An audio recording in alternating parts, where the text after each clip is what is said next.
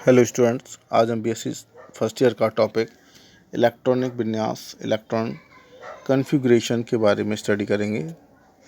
तो आइए video start करते हैं कि इलेक्ट्रॉन कॉन्फ़िगरेशन परमाणु के विभिन्न कोषों, उपकोषों तथा ऑर्बिटलों में इलेक्ट्रॉनों का वितरण उसका इलेक्ट्रॉनिक विन्यास कहलाता है। किसी भी तत्व का इलेक्ट्रॉनिक विन्यास लिखने के लिए अफबाउ सिद्धांत, पाउली का अपवर्जन नियम तथा हुंड के नियम का ज्ञान आवश्यक है। उपयुक्त तीनों को दृष्टि में रखकर किसी भी परमाणु का इलेक्ट्रॉनिक विन्यास लिखा जा सकता है। इसके अतिरिक्त निम्न बिंदुओं पर भी ध्यान देना आवश्यक होता है।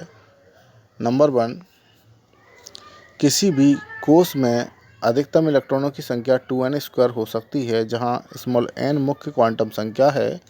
नंबर 2, किसी भी उपकोष में इलेक्ट्रॉनों की अधिकतम संख्या 2 ब्रैकेट में 2l+1 के बराबर होती है, जहां स्मॉल l दिगंशी क्वांटम संख्या है। SPDF उपकोष हेतु स्मॉल n के मान क्रमशः 0, 1, 2, 3 होते हैं। अतः इनमें अधिकतम 2, 6, 10, 14 इलेक्ट्रॉन हो सकते हैं। नंबर 3, ऑर्बिटलों में इलेक्ट्रॉन n+l नियम के अनुसार भरते हैं, अर्थात नया इलेक्ट्रॉन उस ऑर्बिटल में प्रवेश करता है जिसके लिए n+l का मान न्यूनतम होता है। यदि दो ऑर्बिटलों हेतु n+l का मान समान है तो इलेक्ट्रॉन उस ऑर्बिटल में प्रवेश करेगा जिसके लिए स्मॉल n का मान 0 होगा। नंबर 4, विन्यास लिखते समय ऑर्बिटलों को एक बॉक्स अथवा वृत्त के द्वारा प्रदर्शित करते हैं तथा इसमें उपस्थित इलेक्ट्रॉनों को इनके चक्रण की दिशा के साथ तीर द्वारा प्रदर्शित करते हैं। जैसे कि आपने देखा फर्स्ट ब्लॉक में एक एरो है तो एक तीर है, इसका मतलब एक इलेक्ट्रॉन है, और इस दूसरे ब्रैकेट में आपके 2 एरो हैं तो इसका मतलब है एक क्लॉकवाइज और एक एंटी क्लॉकवाइज इलेक्ट्रॉन है आदि। आधुनिक आवर्त सारणी दीर्घ आकार तत्वों के इलेक्ट्रॉनिक विन्यास पर आधारित है। हाइड्रोजन परमाणु क्रमांक 1 यानी कि आपको साइन दे रखा है से लेकर आवर्त सारणी के अंतिम तत्व तक प्रत्येक तत्व के परमाणु में क्रमशः एक इलेक्ट्रॉन की वृद्धि होती है।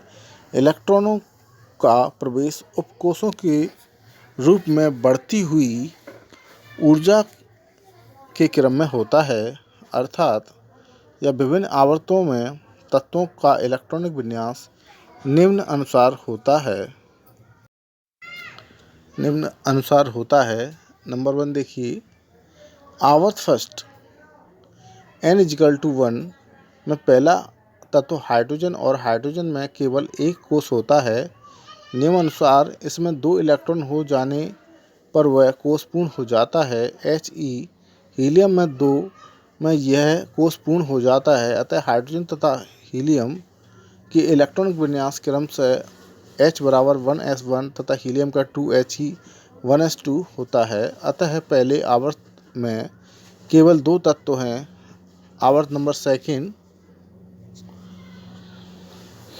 n=2 में इलेक्ट्रॉनों का भरना L कोष n=2 में शुरू होता है। यहाँ पर भी पहले 2s उपकोष भरता है, फिर 2p उपकोष पूर्ण होता है। इस प्रकार यह आवर्त लिथियम यानी कि Li3 इसका परमाणु क्रमांक 3 होता है तो 1s2 2s1 से शुरू होकर नियॉन इसका परमाणु क्रमांक 10 1s2 2s2 2p6 पर पूर्ण हो जाता है। अतः इस आवर्त में कुल 8 2+6 तत्व होते हैं।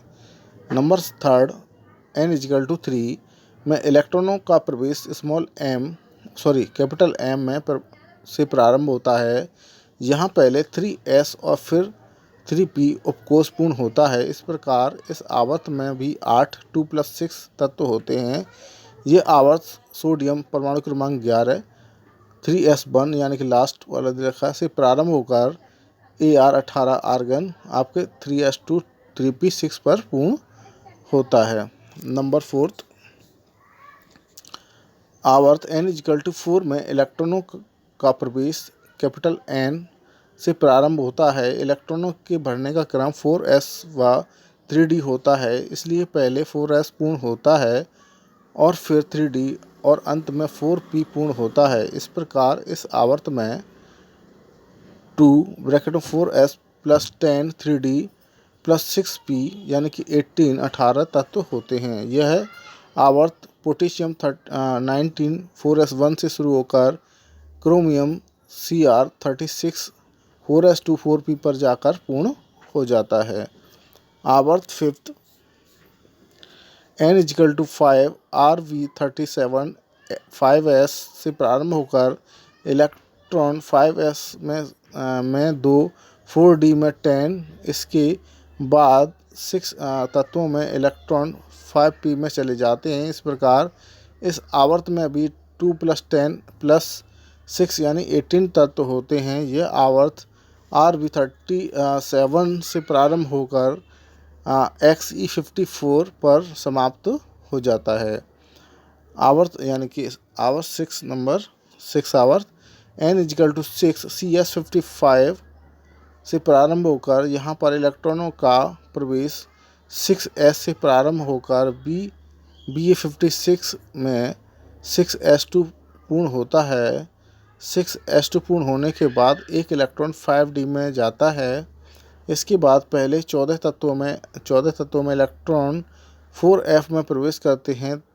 इन तत्वों को दुर्लभ मृदा तत्व लैंथेनाइड्स कहते हैं। 4f के पूर्ण हो जाने के बाद अगले 9 तत्वों में 5d में इलेक्ट्रॉनों का भरना पुनः शुरू हो जाता है और मरकरी तक पूर्ण हो जाता है। Hg में 5d10 6s2 व्यवस्था होती है। इसके बाद अगले 6 तत्वों में इलेक्ट्रॉन 6p में प्रवेश करते हैं। Rn में 6s2p6 व्यवस्था प्राप्त होती है, जो इस आवर्त का अंतिम तत्व है। इस आवर्त में कुल 2 ब्रैकेट में 6s में +1 5d में +14 4f में +9 5d में +6 6p में यानी कि 32 तत्व होते हैं। अब है नेक्स्ट आपका 7th आवर्त n इजिकल टू 7। तो Fr इसका परमाणु क्रमांक 87 से शुरू होकर इसमें 5s2 6d10 6s2 6p 7s1 व्यवस्था होती है। 88 Rna में 7s2 पूर्ण हो जाता है। Ra के बाद एक्टिनियम में एक इलेक्ट्रॉन 6d में जाता है। इसके बाद अगले 14 तत्वों में 103 Lr तक इलेक्ट्रॉन 5f में प्रवेश करते हैं। इन तत्वों को एक्टिनाइड तत्व कहते हैं। इनके इलेक्ट्रॉनिक विन्यास 2 8 18 32 ब्रैकेट में 18 + x 9,2 होता है। एक्टिनाइड श्रेणी के बाद इलेक्ट्रॉन पुनः छठे कोष 6d में प्रवेश करने लगते हैं। इसके बाद के मात्र 7 ही तत्व 104 Rf से लेकर के 114 UQ ज्ञात हैं। इस प्रकार इस आवर्त में केवल 27 तत्व ज्ञात हुए हैं। अब है आपका संक्रमण तत्वों का इलेक्ट्रॉनिक विन्यास, electronic configuration of transition element. इसमें देखिए संक्रमण तत्वों में अधिकतम इलेक्ट्रॉन d ऑर्बिटल में प्रवेश करता है। प्रथम संक्रमण श्रेणी के तत्वों का इलेक्ट्रॉनिक विन्यास यानी कि Sc, जो मैंने आपको पहले ही बता रखे हैं इनके इलेक्ट्रॉनिक विन्यास। आपके Sc21 इसका परमाणु क्रमांक है, तो इसका इलेक्ट्रॉनिक विन्यास 1s2 2s2 2p6 3s2 3p6 3d1 और 4s2। इसके यानी कि 2 कोष अपूर्ण भरे, यानी कि इसका जो लास्ट से जो कोष है वो 3d1 ये अपूर्ण भरा हुआ है। जो अपूर्ण भरे होने के कारण ही इनको संक्रमण तत्व या आपके ट्रांजिशन एलिमेंट्स कहते हैं। तो इनके इलेक्ट्रॉनिक विन्यास हैं।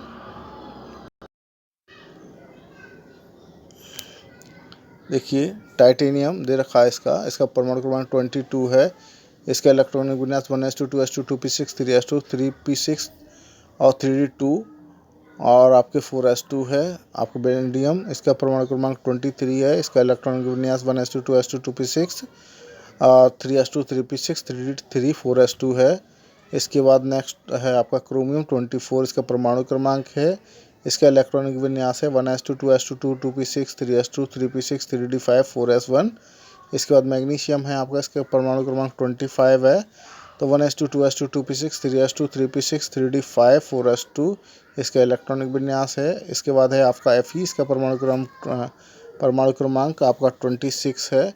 इसका इलेक्ट्रॉनिक विन्यास 1s2 2s2 2p6 3s2 3p6 3d6 4s2 है। इसके बाद है आपके कोबाल्ट CO, इसका परमाणु क्रमांक 27 है। इसका इलेक्ट्रॉनिक विन्यास 1s2 2s2 2 2p6 3s2 3p6 3d7 4s2 है। इसके बाद आपके Ni निकिल है, इसका परमाणु क्रमांक 28 है। इलेक्ट्रॉनिक विन्यास 1s2 2s2 2p6 3s2 3p6 3d8 4s2 है। इसके बाद कॉपर है, इसका परमाणु क्रमांक 29 है। तो 1s2 2s2 2p6 3s2 3p6 3d10 4s1 है इसका परमाणु क्रमांक, इलेक्ट्रॉनिक विन्यास। इसके बाद है जिंक, इसका परमाणु क्रमांक 30 है। इसका इलेक्ट्रॉनिक विन्यास 1s2 2s2 2p6 3s2 3p6 3d10 4s2 है। क्रोमियम और कॉपर इसके अपवाद हैं। देखिए क्रोमियम का परमाणु क्रमांक 24 है, तो 3d के बाद 4d आना चाहिए।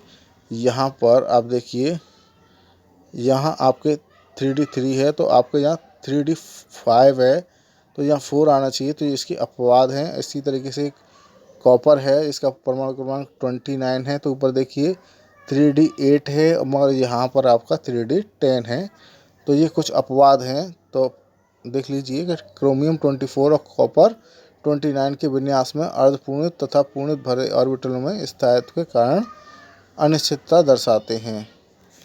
तो ये टॉपिक आपका कंप्लीट होता है।